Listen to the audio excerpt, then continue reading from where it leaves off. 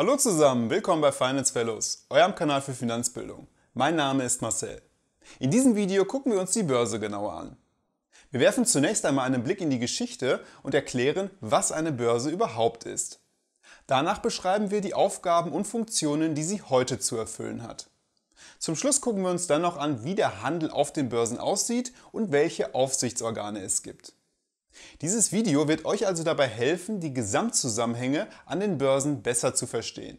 Und jetzt viel Spaß beim Video!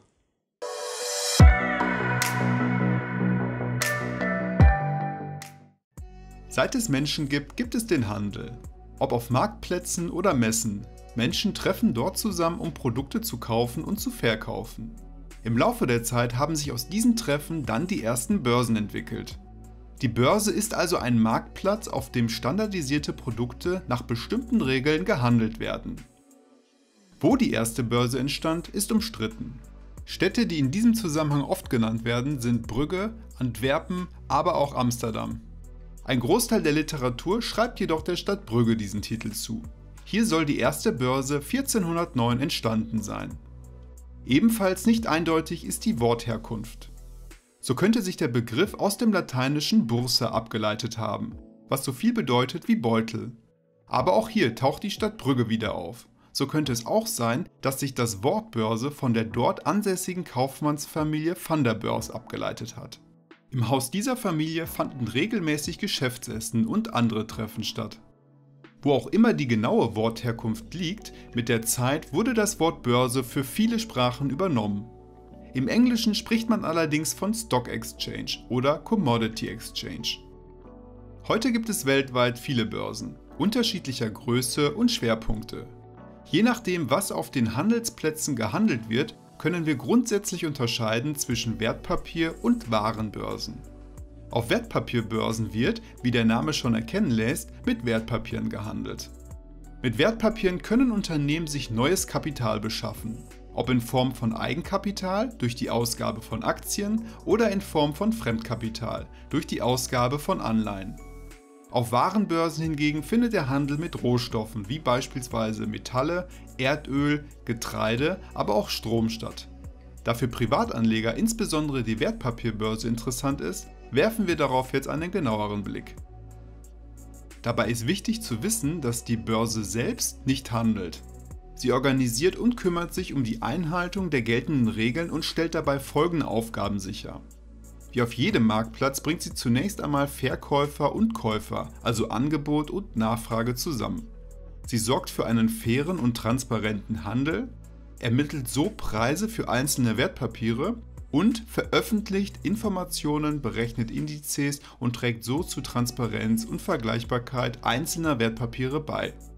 Die Börse stellt also mit all diesen Aufgaben einen effizienten Kapitalumschlag sicher. Das bedeutet, dass sie kapitalsuchenden Unternehmen dabei hilft, nationale und internationale Anleger zu finden, um so neues Geld für ihr Geschäft zu beschaffen. Darüber hinaus erhalten Unternehmen an der Börse eine Bewertung sowie einen zunehmenden Bekanntheitsgrad.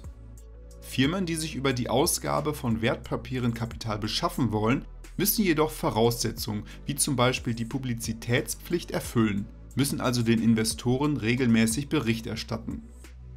Anleger hingegen finden über die Börse relativ einfach Investitionsmöglichkeiten. Sie können sich zunächst einmal mit Hilfe von unterschiedlichen Daten informieren und wenn gewünscht Wertpapiere, zum Beispiel Aktien, kaufen und verkaufen. Durch die gesetzlichen Regelungen werden dabei alle Marktteilnehmer gleich behandelt. Dabei wird erkennbar, dass Wertpapierbörsen eine wichtige Rolle in unserer Volkswirtschaft einnehmen. Durch das neu gesammelte Geld können Unternehmen so zum Beispiel in Innovation investieren und somit Arbeitsplätze schaffen. Für Anleger sind Aktien eine gute Möglichkeit, um direkt am Produktivvermögen der Wirtschaft teilzunehmen und so langfristig Vermögen aufzubauen. Schauen wir uns als nächstes den Börsenhandel genauer an. Vorab zur Erklärung: Ein Auftrag zum Kauf oder Verkauf einer bestimmten Menge von Wertpapieren wird auch Order genannt. Früher fand der Wertpapierhandel ausschließlich vor Ort zwischen Personen, sogenannten Börsenmaklern, statt. Sie vermittelten die Kauf- und Verkaufsorder der Anleger und waren so an der Kursnotierung von Wertpapieren beteiligt. Da die meisten Börsen mit Parkett ausgestattet waren, nennt man diese Art des Handels bis heute noch Parketthandel. Heute findet der Großteil des Wertpapierhandels jedoch nicht mehr auf dem Parkett statt, sondern über elektronische Handelsplätze. Der in Deutschland größte Handelsplatz dieser Art ist Xetra von der Frankfurter Wertpapierbörse. Xetra steht dabei für Exchange Electronic Trading. Hierbei gelangen die Aufträge der Kunden über die Bank direkt in das Handelssystem. Durch die vollelektronische Zusammenführung der Kauf- und Verkaufsorder können Aktienkurse heute ohne das Zutun von Börsenmaklern schnell und transparent ermittelt werden. Der Preis einer Aktie, dargestellt in einem Aktienkurs, wird dabei auf Basis von Angebot und Nachfrage bestimmt.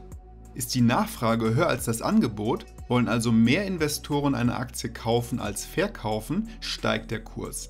Ist hingegen das Angebot höher als die Nachfrage, wollen also mehr Investoren verkaufen als kaufen, sinkt der Kurs. Wie und nach welchen Regeln in diesem Zusammenhang Aktienkurse ermittelt werden, gucken wir uns in einem separaten Video nochmal genauer an. Vielleicht ist es euch auch schon mal aufgefallen, dass im Börsenjargon auch manchmal von einem Bullenmarkt bzw. einem Bärenmarkt gesprochen wird. Ein Bullenmarkt liegt vor, wenn die Kurse von Wertpapieren über einen längeren Zeitraum steigen. Auf der anderen Seite spricht man von einem Bärenmarkt, wenn die Kurse über einen längeren Zeitraum fallen. Früher wie heute kann ein Privatanleger aber nicht direkt auf der Börse handeln, sondern nur indirekt. Das bedeutet, dass er die Aufträge über Mittler wie zum Beispiel Depotbanken, Broker oder Wertpapierhändler an die Börse weiterleitet. Voraussetzung hierfür ist das Anlegen eines Wertpapierdepots. Mithilfe der Digitalisierung kommen private Anleger dem Börsengeschehen aber schon sehr nah. Zudem ist dank der Online-Broker der Handel mit Wertpapieren so einfach und auch kostengünstig geworden wie nie. Anleger können ganz bequem von zu Hause aus oder sogar über das Smartphone Aufträge einstellen. Über die Eingabemaske kann dann auch ausgesucht werden, über welchen Börsenplatz gehandelt werden soll. Die in Deutschland größten Börsen sind die Börse Frankfurt, Xetra, Tradegate Exchange in Berlin, die Börse Stuttgart und die Börse München. Darüber hinaus gibt es noch weitere, kleine Börsen. Die unterschiedlichen Handelsplätze unterscheiden sich dabei in ihrem Service und in ihren Schwerpunkten. So haben sich einige Börsen auf den Handel mit Zertifikaten oder auch mit ausländischen Aktien spezialisiert. Damit der Handel auch tatsächlich fair und transparent ablaufen kann, wird er von mehreren Institutionen fortlaufend überwacht. Dabei wird die Aufsicht auf 3 Ebenen wahrgenommen.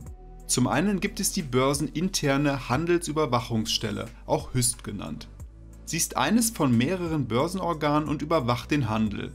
Bei Unregelmäßigkeiten muss die HÜST die Börsenaufsicht unverzüglich informieren. Die besagte Börsenaufsichtsbehörde befindet sich auf Landesebene. Sie hat die Aufgabe, die Börsenorgane zu beaufsichtigen. Zudem bewertet und untersucht sie die von der Handelsüberwachungsstelle gemeldeten Unregelmäßigkeiten und kann Sanktionen verhängen. Sie kann darüber hinaus auch selbst die direkte Marktüberwachung durchführen.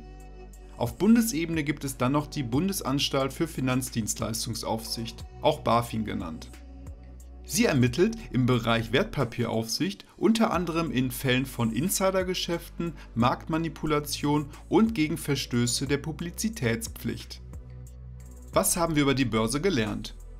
Wir haben zu Beginn einen kurzen Blick auf die Geschichte geworfen und beschrieben, was eine Börse ist.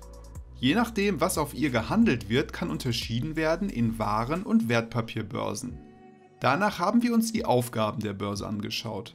Wir sind auf die Vorteile für Anleger und Unternehmen eingegangen und haben gezeigt, welchen volkswirtschaftlichen Nutzen sie damit erfüllt.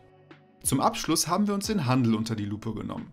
Wir haben gezeigt, wie er grundsätzlich organisiert ist, wie Privatanleger handeln können und welche Institutionen die Börse beaufsichtigen.